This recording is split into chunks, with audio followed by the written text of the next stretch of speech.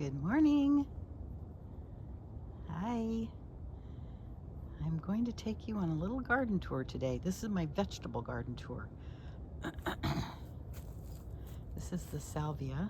It's the sage, which is going crazy, which is wonderful. And then this is my, oh dear, getting sunburned here. Look at my cauliflowers. And then these, I believe, are purple broccoli. Yeah, you can just barely see them in there. You see that? Very cool. And then two more cauliflowers. And I already picked the purple cauliflower. Ah, there we go. There's a purple broccoli. See? Very cool.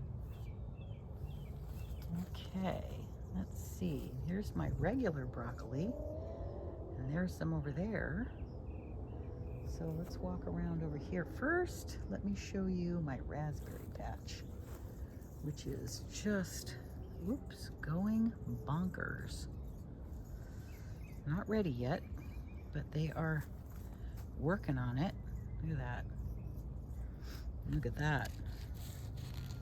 Burned. Burned. Whew, this heat wave has just been going on and on. And then there is my one artichoke, which I didn't pick, but I'm gonna let it bloom because they're so pretty when they bloom. And then this whole wall back here, this fence is all loganberries. And in front of it is my orchard. And I have 1, 2, 3, 4, 5, 6, 7 fruit trees. So I have a peach here. Peach, yay. This one does not have many on it, but I gave it a major haircut last year, so it's gonna take a bit to come back. And then this is an apple. And this one, I was looking earlier and I don't see any fruit on it, so yikes.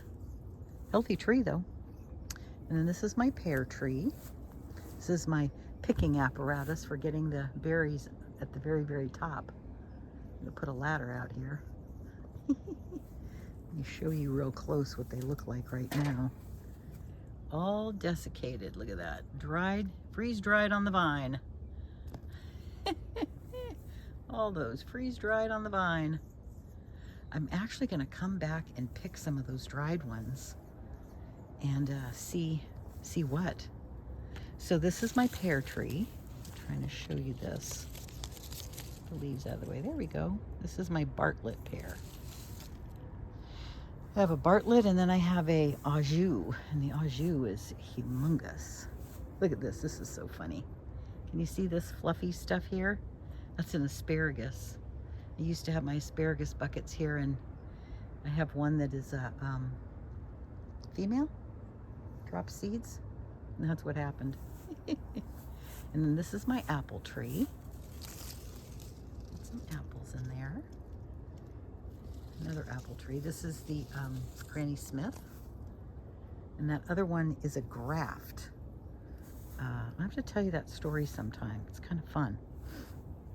Okay, so here I am at the back side. Let me move to the front side so that it's a little bit easier to show you.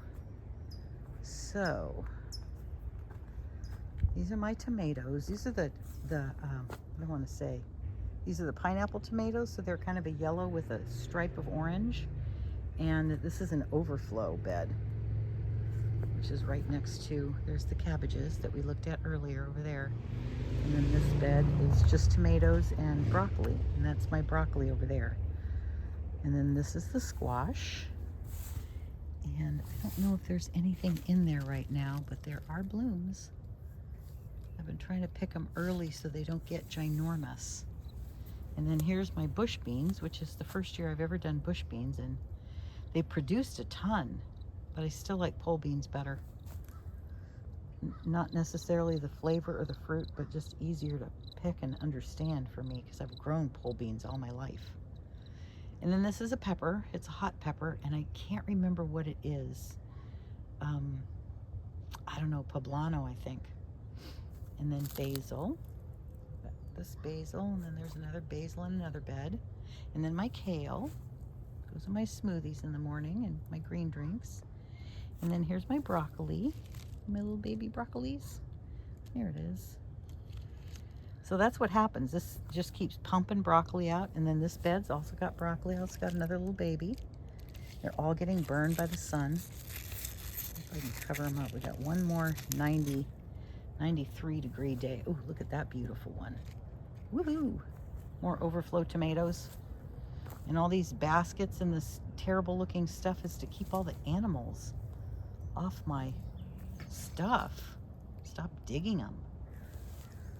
The raccoons, I think it's raccoons and opossums. And then this was my garlic bed. It's now laying fallow for a moment until I figure out what to plant in it, other than my kale at the back. And then over here, I've been trying an experiment. And this experiment is, oh, much better. My parsley. Oh, it was looking so sad before. And then here, this experiment worked really good. It's my lettuce. Summer lettuce is tough. You see it? Already picked a couple of heads. But it just stayed under here the whole time. And this one I just kind of did that to keep the sun off of it. And then here, all this green stuff is my potatoes. See them in there? Yeah, there they are, all my potatoes. I'm very excited. They're doing very, very well. Looks like I need to move my irrigation so they get a little bit more. And then up front here is the last of the beets. See the beets? There they are right there. Looking good, poking out of the ground. They never got thin, so they're all on top of each other, but they've been producing beets, so that makes me happy. And then here we are at the other end of the orchard, and here's my other apple tree. So this apple tree is the same one as the one that has no fruit on it. So I have two of them. They're grafted. Okay, and then this is another peach, and they're actually starting to color up a little bit.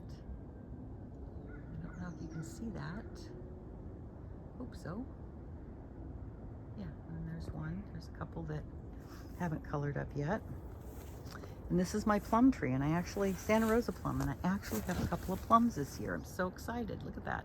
It was full of flowers, and they just all dropped. And then last but not least, back here are my, oh my goodness, look at that. Just burns the leaves. They just can't take it. These are blueberries. Blueberries. I actually got a couple of blueberries on there. I've been picking them, been getting them before the birds. That's pretty exciting. And this one here is pretty loaded. You see all those berries in there? Look at all that. Woohoo! If I watered them more, they'd probably be bigger. So I don't have them on automatic yet, but as soon as I get them on automatic, they'll be much happier. And here's a volunteer grape that I want to see what it tastes like. So I'm letting it do its thing. And it's the rest of the berries all the way down the line. So on this side is the orchard, and on this side is the berries. I don't know if you can see that. This looks like a big green mass on the camera. Yeah. So that's it. That's the vegetable garden right now. And then I have lots of things other places. I have other tomatoes. I have another whole stand of tomatoes out by the house. And I have here, I've got my chives and thyme. And I have, oh, I know, I'll show you the rosemary and the rhubarb. So here's my rosemary hedge. This is new, which is great. I love having a rosemary hedge. And this one's a little wild. It needs a little bit of a haircut, a little bit of a prune up, but it'll get it and it'll look wonderful. And then this is my rhubarb patch, which is pretty massive. There's only like 3 plants in there, but each rhubarb plant gets huge. I mean, look at these. Look at these stems. The stem is what you eat on the rhubarb, right? Look at all these stems. Isn't it beautiful? love it. And these leaves are so ginormous. They're just gorgeous. I wish they worked in flower arrangements, but they don't. And then this is the very end of the favas. They were really good, and they produced plenty. Let's see, what else was I going to show you? Yeah, so I have herbs all over here. I have more. I don't know how I got so many, but I've got like a bunch of chives. Look at all that. Look at all those. I just cut these ones back, so they're just starting to come back. And then thyme taking over the planet, which is wonderful. I need to harvest and then prune back. And then this is marjoram. And I believe there's some oregano in there too, because I have white blooming and then I have this gorgeous red blooming. And when the sun hits these, oh my goodness, it is full of pollinators. Just full. And it loves it. There's a white one. You see that white one way back there? Right there. Yeah, and then right there too. There's another one.